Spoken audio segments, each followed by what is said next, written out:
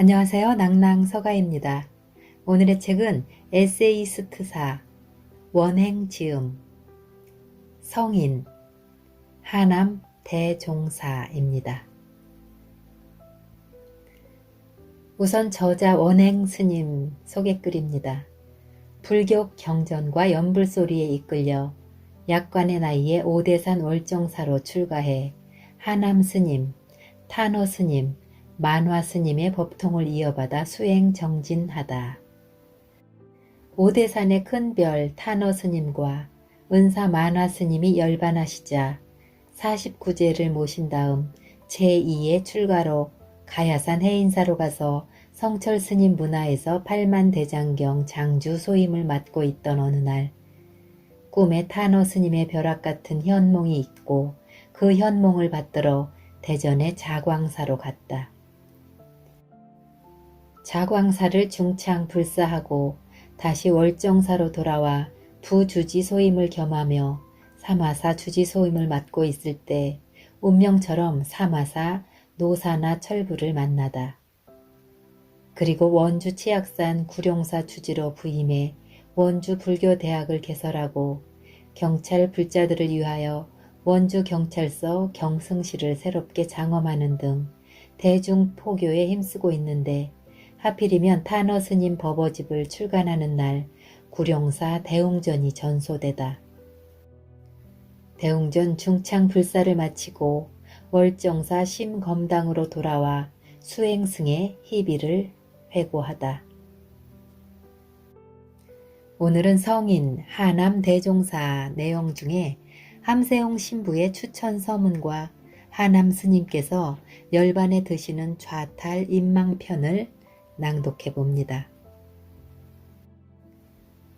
추천 서문, 스승을 모시는 효심의 제자. 불심은 부모와 스승을 모시는 효심에 기초하고 있습니다. 하남 큰 스님의 행업과 말씀을 마음에 간직하고 성인으로 모시는 이유입니다. 하남 큰 스님은 월정사를 지키기 위해 자신의 몸을 불태우며 한국 불교를 내면적으로 더욱 굳게 하신 분입니다. 하남 큰 스님의 행업을 제자 탄어 스님이 더욱 꽃 피웠고 탄어 스님의 제자인 만화 큰 스님이 큰 열매를 맺었습니다. 3대에 걸친 선배 스님들의 후계자인 원행 스님이 이제 더 알찬 영적 양식을 후배들에게 제공하고 계시니 이것이 바로 하남 큰 스님의 행업과 가르침이며 부처님 삶의 아름다운 재현입니다. 저는 2017년 3월 26일 안중근 의사 순국 107주년 효창원 추모제 빈 무덤 앞에서 원행 스님을 처음 만났습니다. 빈 무덤은 바로 예수님께서 부활하신 현장이며 가난과 비움, 낮춤과 겸허의 상징입니다. 안중근 의사의 빈 무덤은 불교와 그리스도교를 연계해주는 매개점으로 불교의 공사상과 상통하는 가르침입니다. 원행 스님께서 1980년 10월 전두환 군부 독재의 범난 때 당하신 큰 고초를 통해 그날 우리는 동시대 고난의 동반자임을 함께 확인했습니다. 이에 2017년 5월 우리는 서울 강화문 광장에서 5.18 광주항쟁 기념 행사에서 원행 스님의 고문당하신 말씀을 듣고 시민들과 함께 민족 화해와 평화를 위한 이 땅의 인간화와 인권 회복을 위한 투신을 더욱 굳게 다짐했습니다. 세간법, 출세간법, 내 모두 모르나니 라는 하남 스님의 말씀은 이제 원행 스님에게 새로운 화두가 되었습니다. 하남 큰 스님이 이 가르침을 저는 초기 카톨릭의 성 아우구스티누스 교부의 말씀과 연계해 묵상합니다. 만일 당신이 이해했다면 그것은 하느님이 아닙니다. 만일 당신이 이해할 수 있다면 당신은 하나님이 아닌 다른 것을 이해한 것입니다. 만일 당신이 부분적으로라도 이해할 수 있다면 당신은 바로 당신 생각에 속은 것 뿐입니다. 그렇습니다. 우리는 사실 모든 것에 대해 잘 모릅니다. 우리는 다만 진리를 찾아가는 구도자일 뿐입니다. 부처님의 가르침에 따라 성실하게 사신 하남 큰 스님의 족적을 응시하며 우리는 모두 조심스럽게 그러나 큰 확신을 갖고 한 발 한 발 끊임없이 힘있게 앞으로 나아갈 뿐입니다. 하남 큰 스님의 가르침을 원행 스님과 함께 마음에 간직하며 실천을 다짐합니다. 고맙습니다. 2021년 12월 함세움 신부. 좌탈임망. 1951년 아침 하남 스님께서는 죽 한 그릇과 차 한 잔을 마신 후 가사 장삼을 갖춰 입고 좌선하는 자세로 앉아 열반에 드셨습니다. 세수 76세, 범납 54세였습니다. 좌탈임망이란 앉은 자세로 열반하는 것을 말하는데 죽음까지도 마음대로 다룰 수 있을 만큼 법력이 높은 고승들이 택하는 방법입니다. 불가에서는 죽음을 미혹과 집착을 끊고 일체의 속박에서 해탈한 최고의 경지인 열반으로 봅니다. 열반은 삶이 끝나는 것이 아니라 모든 번뇌가 없어지는 정멸의 순간인 동시에 영원한 몸인 법신이 탄생하는 순간이기 때문입니다. 예로부터 선사나 고승들은 죽음을 슬퍼하기보다 기쁘게 받아들였습니다. 자신의 몸을 불태워 소신 공양하는 것도 열반의 높은 경지에 이르기 위해서입니다. 좌탈임망의 사례는 헤아릴 수 없이 많습니다. 전등록, 임재록 등의 선오록에는 입적하기 전날 제자들을 모두 불러놓고 자신의 제사를 지내도록 한 후에 내일 맑은 하늘에 눈이 내리면 가겠다 라고 한 후 정말로 다음날 눈이 내리자 향을 사르고 단정히 앉아서 입적했다는 임재룡 황룡파의 화산 덕보 스님, 물구나무를 선체로 열반했다는 당나라의 등은봉 스님 등 수많은 고승들의 좌탈임망의 사례가 전해집니다. 우리나라에서도 제자들과의 백문백답을 마치고 법상에서 내려와 마루에 앉아 그대로 입적하신 보조 진을국사를 비롯해 수월스님, 하남스님, 서옹스님, 양익스님 등 많은 스님들이 앉은 채 열반에 드셨습니다.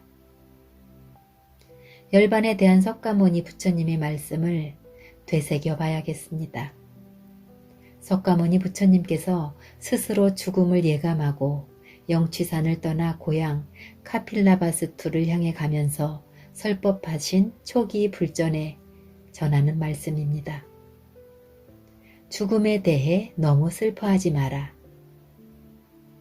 죽음에 대해 슬퍼하지 말고 애달파하지도 말라. 사랑하는 사람, 좋아하는 사람과도 언젠가는 헤어져야 한다. 80노구를 이끌고 고향으로 돌아가던 중 쿠시나가리에서 심한 배탈을 앓게 된 석가모니 부처님께서는 심한 고통으로 여행을 중단한 채 쿠사나가라의 외곽지대에 있는 사라나무에 기대어 열반에 드셨습니다. 부처님의 열반을 지켜보게 된 쌍좌 아난존자의 슬픔은 이루 헤아릴 수 없이 컸습니다. 이에 부처님께서는 아난에게 아난아, 죽음에 대해 슬퍼하지도 애달파하지도 말아라. 사랑하는 사람, 좋아하는 사람과도 언젠가는 헤어져야 한다고 내가 오래전부터 가르치지 않았느냐 하고 위로하며 슬퍼하는 비구들에게도 존재하는 것은 모두 쓰러져 가는 것이다. 부디 마음을 놓아 헛되게 하지 말 것이며 열심히 정진하여라. 비구들이여, 너희들은 오직 자신 스스로에게만 의지해야 하며 결코 남에게 의지하여서는 안 된다 하는 말씀을 남기셨습니다. 석가모니 부처님께서는 죽음을 앞두고도 이렇게 수행자가 어떻게 깨달아야 하며 올바르게 살아가야 하는가를 거듭 강조하시고 난 후에야 비로소 출가와 고행, 묻 중생의 교화와 전도를 위해 바쳤던 몸에서 떠나 열반의 경지에 드셨습니다. 하남 스님께서도 입적의 날을 예감하셨듯 합니다. 3월 15일 가벼운 병을 앓기 시작해 7일째 되던 날 아침인 22일 하남 스님께서는 피란을 마다한 채 상원사에 남아 스님을 시봉하고 있던 손상좌 마나 스님에게 아랫마을에 가서 약을 지어 오라는 심부름을 시키셨습니다. 마나 스님이 난리통에 약국이 문을 열었을까 하는 의구심을 품으면서도 하남 스님의 말씀을 따라 산길을 내려간 사이 하남 스님께서는 희섭 스님의 도움을 받아 목욕을 한 후 가사 장삼을 갈아입으셨습니다. 희섭 스님을 내보내고 가부좌를 한 채로 방석에 정자하고 계시던 하남 스님은 청소를 하기 위해 방으로 들어온 평등성 보살에게 눈을 감은 채 오늘이 2월 보름이 맞느냐 라고 물으셨고 그렇다는 평등성 보살의 대답에 나를 벽 쪽으로 붙여라 하고 말씀하셨습니다. 평등심 보살은 스님께서 기대시려나 보다 하고 방석을 벽 쪽으로 조금 끌어들였습니다. 걸레질을 마치고 나오려다 하남 스님께서 벽에 기대지 않고 여전히 꼿꼿하게 앉아 계시는 것을 본 평등성 보살이 벽에 기대면 허리가 좀 덜 아프실 텐데 하는 생각을 하며 문을 닫고 나오는데 뒤에서 하남 스님의 목소리가 들렸습니다. 여여라. 여여란 있는 그대로의 모습, 늘 그대로 그러함, 흔들리지 않는, 변함없는 마음이나 모습을 뜻합니다. 부처님을 뜻하는 석가모니 열애의 여라는 글자가 바로 이 여여에서 온 것입니다. 전쟁통이지만 모든 게 다 여여하다는 말씀인가 보다 하는 나름대로의 해석을 하며 댓돌 위에 놓인 신을 신으려던 평등성 보살이 아무래도 이상한 마음의 문을 열어보니 딸깍하는 소리와 함께 스님의 고개가 한쪽으로 기울어지는 것이었습니다. 놀라서 방으로 뛰어들어가 하남 스님의 코끝에 손을 대본 평등심 보살은 숨기운이 느껴지지 않자 떨리는 몸을 억지로 진정하며 밖으로 나와 희섭 스님을 불렀습니다. 급히 방으로 들어가 하남 스님의 열반을 지킨 희섭 스님은 허겁지겁 산등성이까지 올라가 법룡 스님이 보궁 기도를 하고 있는 중대를 향해 울며 소리쳤습니다. 노 스님이 열반하셨습니다. 노 스님이 열반하셨습니다. 법룡 스님이 달려내려와 정좌하신 채 열반에 드신 하남 스님을 벽 쪽으로 밀어붙여 드리고 고개도 뒤로 젖히게 해드렸습니다. 이 무렵 하남 스님의 입적을 전후해서 약 일주일간 18연대 수색대 1소대 30여 명의 군인이 상원사에 머물렀습니다. 하남 스님의 다비를 도왔던 3분대장 전기풍 분대원 최상윤 두 노병은 2014년 4월 26일자 불교신문에 당시의 일을 이렇게 전합니다. 이들 소대가 상원사에 도착한 것은 상원사의 문짝이 불태워진 후였습니다. 함께 생활한 지 일주일쯤 됐을 때 친근한 할아버지처럼 군인들과 이런저런 이야기를 나누기도 하고 장난삼아 동종을 치려는 군인들에게 국보급인데 금이 갔으니 치지 말라고 타이르던 하남 스님이 열반에 드셨습니다. 하남 스님을 시봉하는 만화 스님으로부터 큰 스님 입적이 가까워 오니 준비를 해야겠다라는 말을 듣기는 했지만 하남 스님이 돌아가셨다는 소리에 소대원들도 어찌할 바를 모르고 있던 차에 때마침 강릉 8사단 군사령부 정훈 장교로 복무 중인 김형기 소령이 지프를 타고 들이닥쳤습니다. 멀쩡 거리를 지나던 중 하남 스님이 편찮으셔서 약을 지러 간다는 만화 스님과 마주친 김소룡이 이상한 생각이 들어 차를 돌려 상원사로 달려온 것이었습니다. 하남 스님의 입적 사실을 알게 된 김소룡은 직무상 늘 대동했던 사진병에게 스님의 마지막 모습을 촬영하도록 지시했습니다. 하지만 어두워서 사진을 찍을 수 없다는 사진병의 말에 빛도 빛이지만 김소룡은 도인의 열반상을 천지 만물에게 보여주고 싶었습니다. 김형기 소룡은 스님을 열반 자세로 그대로 안아 큰 방으로 모시고 대청문을 활짝 연 후 좌탈 임망하신 하남 스님의 모습을 카메라에 담았습니다. 그 사진은 49제 때 영정사진으로 모셔졌습니다. 전쟁통이라 달리 방법이 없었던 만화 스님은 군인들에게 하남 스님의 다비를 간곡하게 부탁했습니다. 불을 피우면 연기 때문에 위치가 드러나 위험한 사태가 발생할 수도 있어서 이를 거절할 수밖에 없었던 군인들도 만화 스님의 간절한 청에 감화하여 다비를 돕게 됩니다. 두 노병의 기억입니다. 상원사에서 200m가량 떨어진 곳에 마련된 다비장은 조촐했다. 3월인데도 눈이 잔뜩 쌓인 계곡 옆에 썩은 나뭇가지를 모은 게 전부였다. 나무로 사각형 가마를 만들고 창호지로 주변을 둘러 스님의 법구를 운구했다. 나무와 숲을 이용해 불을 붙였다. 중대에 있던 법령 스님이 집전을 했고 사리는 만화 스님이 수습했다. 다비가 끝나고 소대는 비로봉으로 이동했다. 만화 스님은 어려운 여건 속에서 다비를 도와준 군인들에게 도라지와 고사리 한 포대를 선물했다. 두 노병은 큰 스님의 마지막 가는 길을 도왔던 것은 우리와 전생에 깊은 인연이 있었기 때문이 아니겠느냐라면서 남은 스님들이 강직했던 스님의 가르침을 잘 이어나기 바란다 라는 당부를 잊지 않았습니다.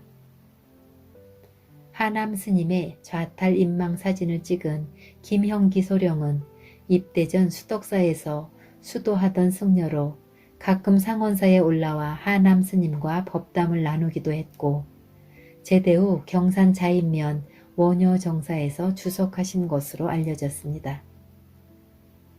하남 스님의 마지막 모습을 사진으로 남긴 김형기 소령의 말입니다. 당시 직무상 늘 사진사를 대동하고 보도할 태세를 갖추고 있었습니다. 그날도 지프를 타고 상원사 아래를 지나는데 상원사 삼위승이 황망히 어디론가 가는 겁니다. 그래 물었더니 하남 스님께서 편찮으셔서 약을 구하러 간다는데 말이 됩니까? 전쟁 중인데 불가능하지요. 그저 가만히 있을 수 없으니 무작정 나선 거라 싶었고 나는 그걸로 상원사로 갔던 거지요. 하남 스님은 죽음의 상황에서도 참선 삼매에 드셨던 것입니다. 만공 스님, 용성 스님과 함께 당대 최고의 선지식으로 추앙받고 있던 하남 스님의 마지막 모습을 간직할 수 있었던 일을 복이라고 생각합니다.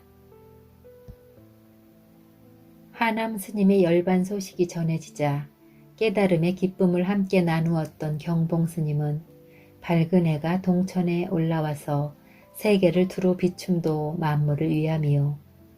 서산으로 넘어가서 광명을 감춤도 만물을 위하는 진리로다 하는 말씀과 함께 1951년 4월 하남 스님 열반 추도문을 지어 오대산을 찾으셨습니다. 하남 스님의 입적 앞에서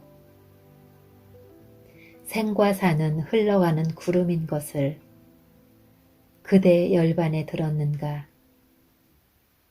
나뭇잎은 표표히 떨고 있고 저 맑은 물도 목이 맨 듯 잔잔히 흘러가는데 선사여 선사여 이제 그대 왔는가 갔는가. 저 탁자에 버려놓은 흰 밥과 둥근 떡을 마저 먹고 가는가. 그대 열반으로 가는 소식 천지도 말이 없고 귀신도 모르나니 한 줌 향을 태우면 모든 도의 길은 옛길로 통하나니 눈빛을 거두는 곳에 오대산이 서늘해 꽃과 새들도 슬피 울고 다른 향불의 연기에 어울리듯 격식 밖의 깊은 이치를 누가 아는가. 만산엔 의구히 물이 흐르네. 하남 스님의 법어를 다시 한번 마음 깊이 새깁니다. 세간법, 출세간법, 내 모두 모르나니. 세간법, 출세간법, 내 모두 모르나니.